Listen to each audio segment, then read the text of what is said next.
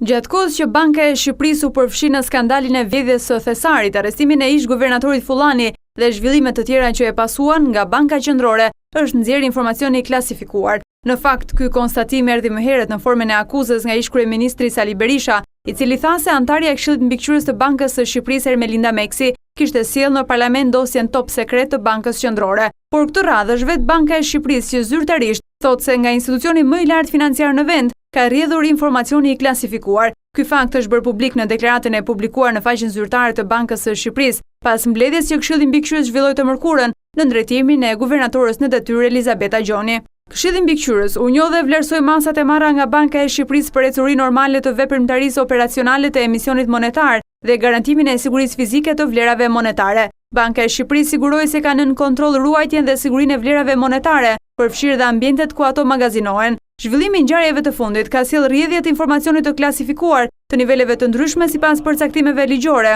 por Banka e Shqipërisë ka marrë dhe po ndërmerr masa për garantimin dhe forcimin e elementeve të sigurisë, thuhet në deklaratën për shtyp të Këshillit Mbikëqyrës të Bankës së Shqipërisë. Në mbledhjen e djeshme, Banka e Shqipërisë vendosi të mbajë të pandryshuar normën bazë të interesit të lekut në 2.5%. Sa kaq, përballë akuzave të Berishës, Meksi është shprehur më herët se sipas ligjit nuk ka akses në të dhëna sekrete, ndërsa sulmin nga ish-kryeministri e konsideroi cënim të pavarësisë së bankës dhe të motivuar politikisht.